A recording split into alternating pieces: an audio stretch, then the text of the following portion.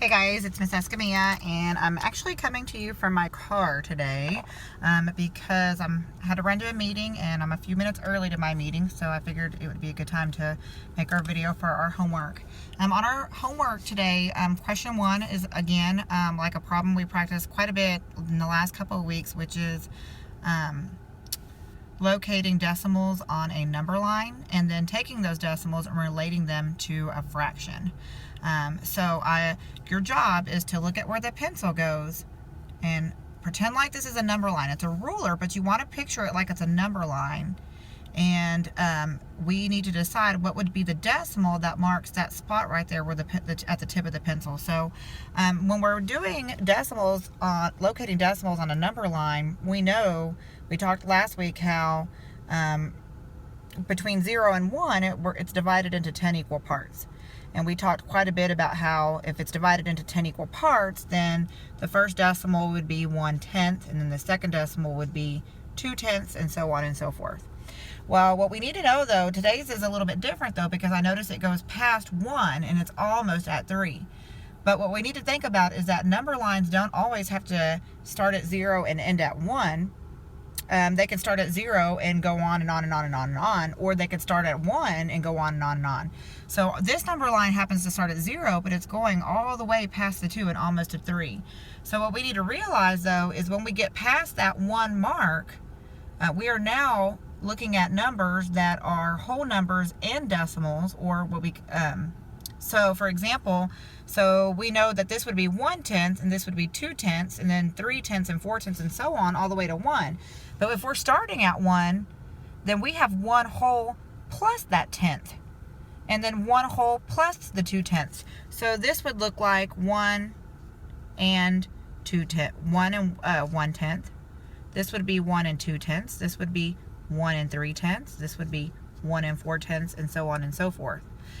Just like if you were to start your number line at a 2, then this would be 2 and 1/10. The next one would be 2 and 2/10, and so on and so forth. So you need to make sure that you know that the problem states that every piece is divided into tenths. So every tiny little space you see is a tenth.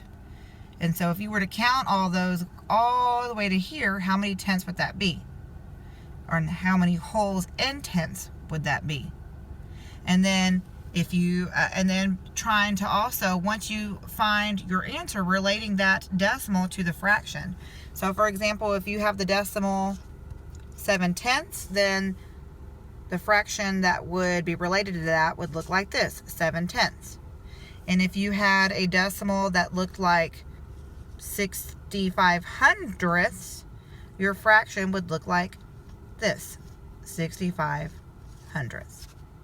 Okay, so that's for the first problem. Now on the second problem, it's that doozy skill that we've been talking about for quite a while, where we are estimating the sum of fractions by thinking about our benchmark fractions. So on this one, we're trying to find which one of these, when you combine them, gives you a sum greater than 1. So you kind of need to know about your benchmark fractions in order to solve this. So when I look at the first problem, I have 2/5. Well, I know that 2/5 is almost a half, and 3 out of 8 is almost a half, because 4 out of 8 would equal exactly a half. Okay, so if you have almost a half, and I know 2/5 is almost a half because 2 1/2 would be half of 5. So if you have almost a half and combine two almost halves, you're not going to quite have a whole yet. You're going to have almost a whole, but not quite a whole. So, and then when I look at 1/10, that's almost 0. And 5/12 is almost a half. So if you have like a number that's almost close to 0 and that's almost a half, when you combine them, that's going to be about a half. So when what your job is to do is to estimate each one of those fractions to the nearest benchmark. Remember, we have benchmarks of 0, 1/4, 1/2, 3/4, and 1 whole. You need to be estimating each one of these fractions and then combining them and seeing if your estimated total is less than 1, greater than 1, and so on and so forth. And then on number 3, this is actually a problem we've already done in class. It was on the last test we took. It was a problem that you guys overall did pretty well, but there was a reading issue. If it was missed, it was because we didn't read carefully. So I'm going to encourage you to read the problem carefully and only pick out the information from the table in which you're being asked to pick out in the question. And so this is where this problem requires you to use a model to represent the addition or subtraction of fractions. So if I were to give you something like 1/4, you would need to know that if you had a model and you divided it into 4 equal parts, well, this would represent 1/4. And if I were to add 2/4 to this, then using your model, you would need to shade 2 more fourths. And that would represent our total of 3/4. There's 3 out of the 4 parts shaded. Or if you're being required to subtract, then if you were, let's say that we were going to subtract 3/4 and subtract 1/4, you could take a model